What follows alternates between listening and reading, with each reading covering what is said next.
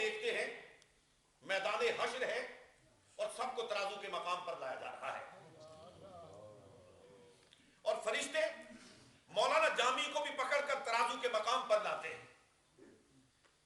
یہ شاعر دربار رسالت ہے، حضور کے نام کی مالا جپنے والا عبد الرحمن جامی ترازو کے مقام پر ہے۔ آپ کے نیکیوں والے پلڑے میں نیکیاں رکھی جاتی ہیں، پلڑا بھر جاتا ہے، بدیوں والا پلڑا۔ اب جامی سے بدی کا ارتکاب، کوئی بدی ادھر ہے نہیں، فرشتے آ جاتے، یہ عالم خواب ہے، فرشتے آتے، جامی بخشا گیا، ترازو کے مقام پر کامیاب اور کامران ہو گیا، ہم اسے لینے آئے، لیکن اتنے میں ایک لمبی قطار آتی ہے اور وہ قرض خواہوں کی کہتی ذرا جامی صاحب کو ٹھہرائیں، انہوں نے ہم سے کچھ قرض لیا، وہ ہمیں دیں۔ جامی صاحب کہتے ہیں اگر وہ دینے کے لیے ہوتا تو دنیا میں ہی دے دیتا، یہ قرض اپنے کندھوں پہ اٹھائے ہوئے یہاں حشر میں کیوں آتا؟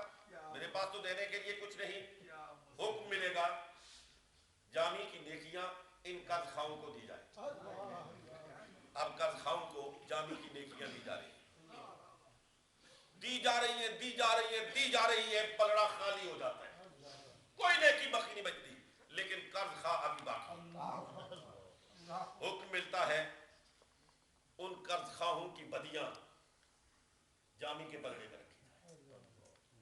اب بدیوں والا پلڑا بھاری ہو جاتا ہے، نیکیوں والے پلڑے میں تو کچھ رہا نہیں، وہ تو سارا تقسیم ہو گیا۔ اب جہنم کے فرشتے آ جاتے ہیں، جامی کو پکڑو۔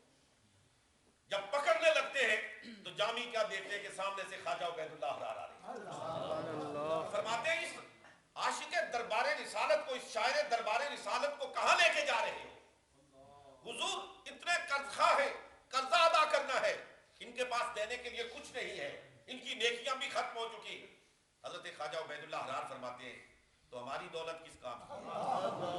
ہم اس کا قرضہ اتاریں گے، ہم قرض اتاریں گے، اس شاعر دربار رسالت کو جہنم میں جانے دیں گے؟ نہیں نہیں، ہرگز نہیں، ہم دولت کے ڈھیر لگا دیں گے، اس سرکار کے غلام کو ادھر نہیں جانے دیں گے۔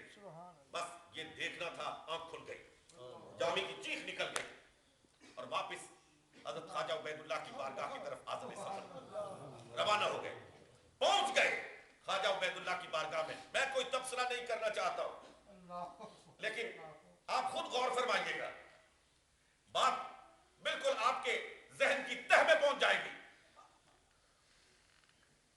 آپ نے دیکھا، مسکرائے، فرمایا جامی کل بھی آئے تھے، کل بھی آئے تھے۔ جامی نے نظریں جھکا دی، حضور آیا تھا، واپس چلے گئے تھے، حضور واپس چلا گیا تھا۔ میں نے زور دے کے ایک بات کہی تھی کہ جامی نے مصرع گنگنایا تھا، گنگنایا تھا، کسی کو گواہ نہیں بنایا تھا، گنگنایا تھا۔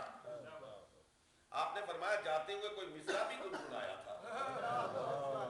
ارے نبی کے علم غیب پر باتیں کرنے والوں، آؤ نبی کے غلاموں کی شان کو دیکھو، آؤ نبی کے غلاموں کی شان کو دیکھو۔ فرمایا واپس جا رہے تھے، کوئی مصرع گنگنایا تھا، ہاتھ جوڑ لیے، حضور معافی کا خواستگار، بیعت ہونا چاہتا ہوں، آپ کی قدم بوسی کی سعادت حاصل کرنا چاہتا ہوں۔ فرمایا بیعت کروں گا، لیکن شرط یہ ہے کہ اس بھری مجلس میں وہ مصرع سنا، وہ مصرع سنا۔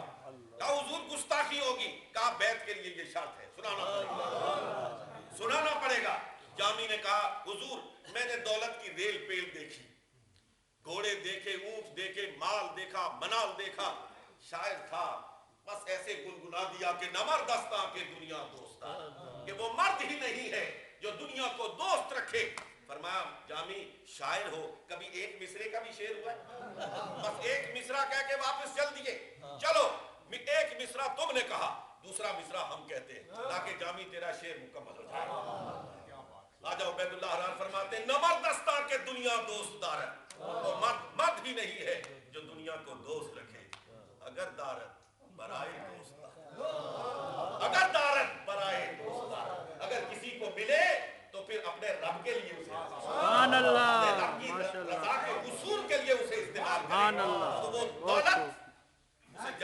مل جاتی ہے۔ حضرات محترم، اگر تعلق خاطر ہو نا، بڑا مشہور واقعہ آپ نے کئی مرتبہ سنا ہوگا، چیزی صاحب چیشتیوں کا پتہ نہیں ذوق ہے، میرا بخار پتہ نہیں چڑھے گا یا اترے گا مجھے نہیں معلوم، اس کیفیت سے میں دو چار ہوں گا، لیکن اس وقت مزہ آ رہا ہے۔ یہ مصباحی صاحب نے کچھ شروع میں اس طرح کی اردو بولی، اسی ٹریک پہ میں بھی چڑھ گیا۔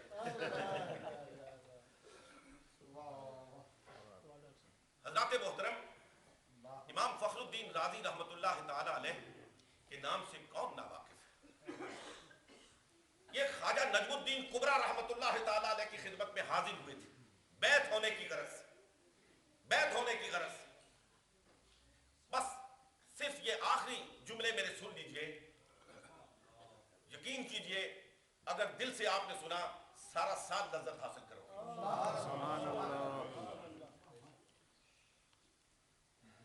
بیعت ہونے کی غرض سے گئے، دل نہ لگا، واپس چل دیے، واپس آ گئے، گھر پہنچ گئے، مدت گزر گئی۔ خواجہ نجم الدین کبریٰ رحمۃ اللہ علیہ ایک دن وضو فرما رہے ہیں، وضو فرماتے فرماتے پانی کا ایک چلو یوں پھینکا اور پھینک کے ارشاد فرمایا، یہ کیوں نہیں کہتے ہو کہ میں خدا کو بغیر دلیل کے مانتا؟ یہ کہا، جو تلامذہ تھے، جو آپ کے شاگرد تھے پاس کھڑے، وہ کچھ حیران ہوئے، متعجب ہوئے، یہاں تو کوئی مخاطب موجود نہیں، یہ کس سے فرما رہے ہیں؟